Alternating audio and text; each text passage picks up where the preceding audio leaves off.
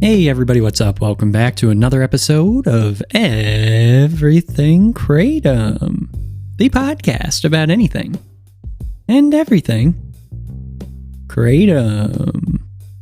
Great to have you with us on this Monday morning, hoping all is well with you.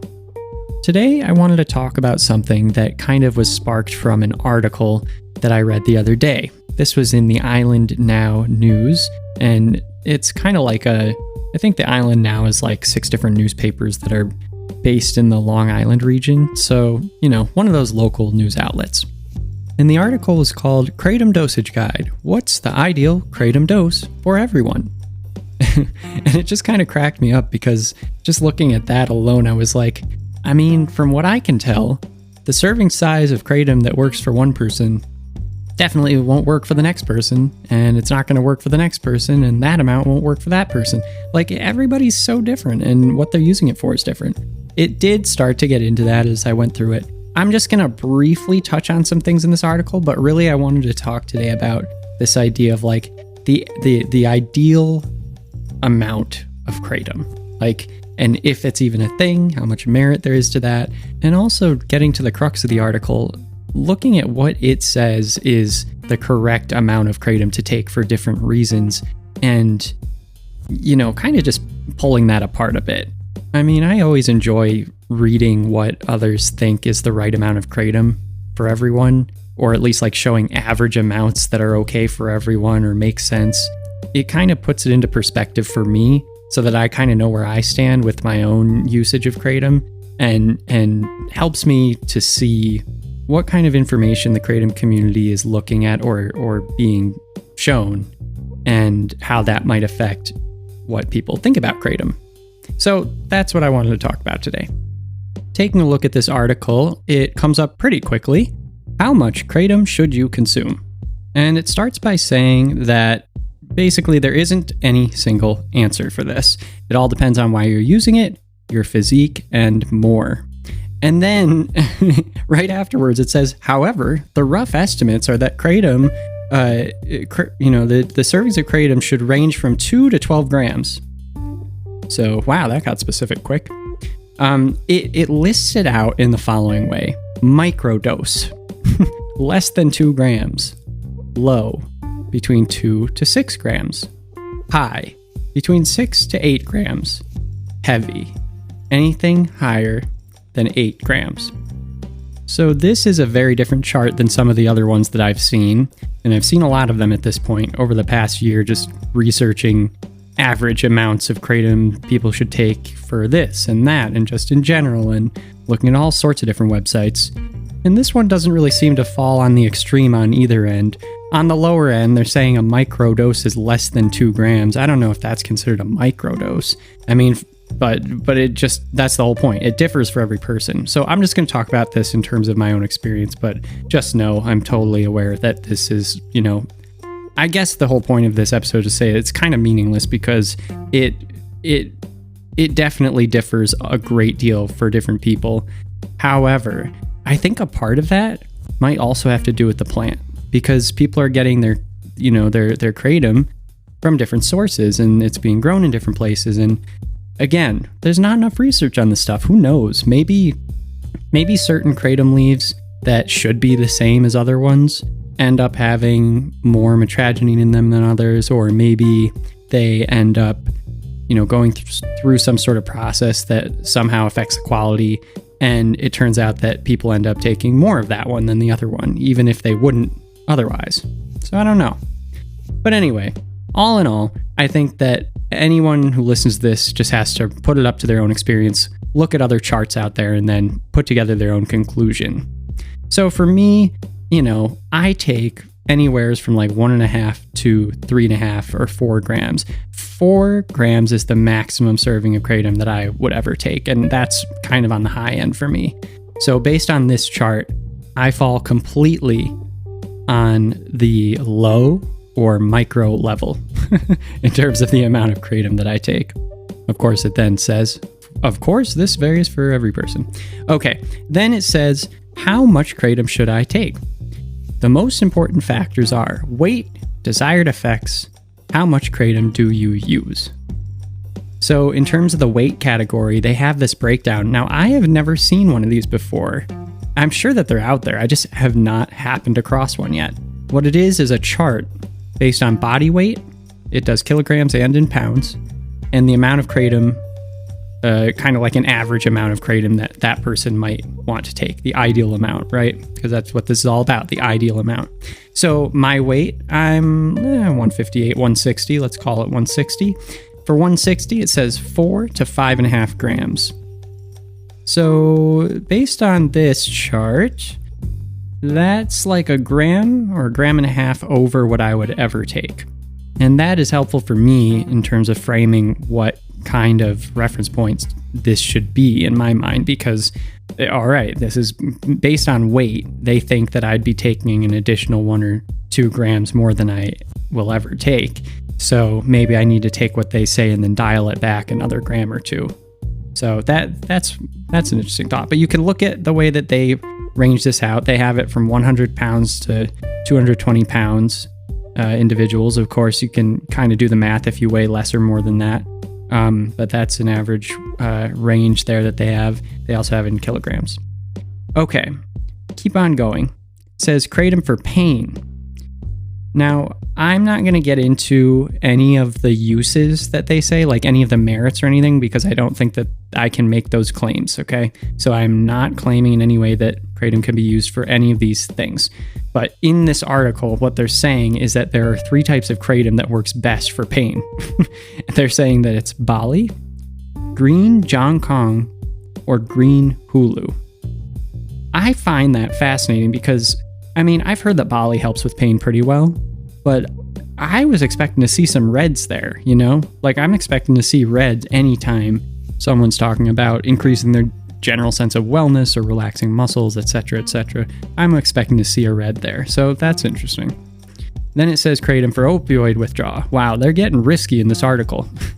If they're trying to make claims like this, like, I don't know. This is just a personal preference, you guys, but like, starting this podcast has really made me think hard about how I relay information.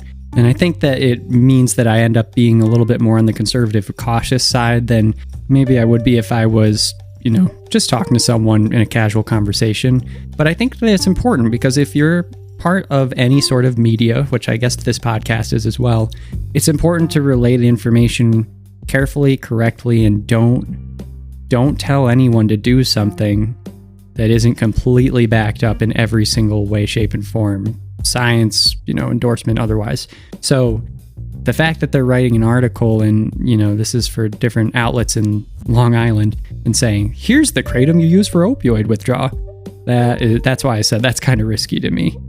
Anyway, so I'm not going to get too much into that, but one other thing I'll point out in this section, they actually mentioned that if your goal is to stop using opioids, then what your goal should be is to stop using opioids and then you should quit kratom. And that kind of caught my eye because I've always heard so many different people talking about using kratom to, you know, come off of opioid addictions. And then it's just kind of left there. Like I don't hear much follow-up. I don't hear much about, like, does kratom become an issue? Do you end up, you know, just taking kratom indefinitely to always be staving off this addiction that you have? Or, you know, what happens? Like, I never really hear that second half of it. So I think that that's just kind of what that made me think of when they said your goal is first to stop using opioids and then quit kratom. Anyway, very specific. Again, I'm not making any claims here. Okay, another thing they mention is that there should be 45-minute gaps between every time you take kratom. That, I think, is very, very short. I mean, it lasts so long for me. I guess I've seen some people say, like, oh, you wait like an hour or so. But I just did an episode the other day about how I really don't think that, like, taking it more than once every 4 hours makes sense for me personally, because it just, like, the last time that I took it, it's still working. Like, I don't feel like it's just not working or doing anything anymore. And I don't want to, you know, take more because it runs the risk of making me feel like I've taken too much. So that's a personal thing too. Okay, then it says, it makes this whole claim about Kratom for depression, which is just like yet another risky area, beyond risky. And it really made me realize how there's this thing about these articles that are written sometimes that drive me nuts, which is that they treat very long, complex, difficult issues in human life as something that they can answer in like 2 seconds, and how ridiculous that is.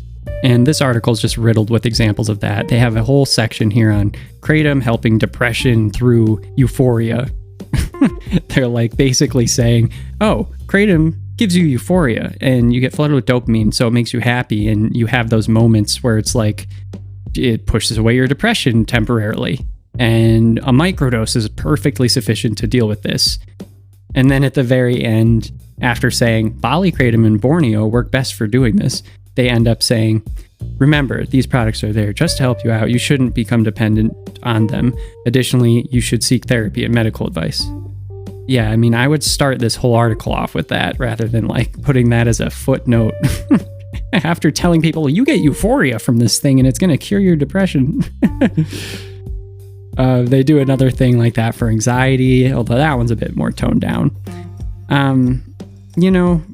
I guess that's kind of my takeaway from this whole thought experiment. Is there an ideal amount of Kratom to take? And then also, building on that with everything in this article that's about that very question, is there an ideal scenario where you can fix certain problems about yourself through a type of Kratom at a specific amount? No, I don't think so. I think everybody's body's different, but that's not my takeaway, because if that was the takeaway, there's no reason to listen to this whole podcast. No, it's more than that. Everybody's body's different, but at the same time, the plant is the same, right? If everyone's taking the pure, unadulterated form of Kratom, who's taking Kratom, and they're taking the exact same one from the same place, like if everyone who takes Kratom in the US flies to Indonesia and goes and picks Kratom leaves from the exact same place, and then everyone proceeds to do the exact same preparation and makes their tea or whatever, and they have that's the experiment. That's the only way that you could really figure out what the ideal amount of Kratom would be, because that way you have the control and everything. Like, everybody's taking the exact same Kratom. You have to make sure there's like no pesticides used and everything. Anyway, long story short, everyone's getting the same plant, everyone's getting the same amount, and then you see what happens. And if there's a gradient as to the effects and what those effects are based on people's weights or their ages or their heights or, whether they're a part of a book group or not, I don't care. Whatever it is, if you can find a gradient, then you have a measurement tool. That would be really, really neat. Of course, there's more factors than that. Of course, that happens in a vacuum, and of course, it will never happen, but it's fun to think about these things. So since we can't all fly to Indonesia and pick a leaf from the same Kratom plant tomorrow, we kind of got to work with what we've got. And that's why I like to look at these sources. It's not that I think that they're right, and it's not that I think that they know what's best or that they have some sort of insight. It's just to help me have another piece of information to fill in the bell curve so that I can personally know roughly where I fall. According to this article, I fall on the lower end. According to another article, I fall on the lower to middle end. If I find a few more that are like that, I'll know that I'm kind of like I'm taking a lower to middle amount or serving of Kratom compared to most other users, but who knows? Who knows? There's a lot there. Anyway, let's wrap it up. It's a Monday. Didn't mean to keep you this long. Let's meet back here tomorrow. Same time, same place. Thanks for stopping by. You all rock, and we'll be back tomorrow. Take it easy. Bye-bye.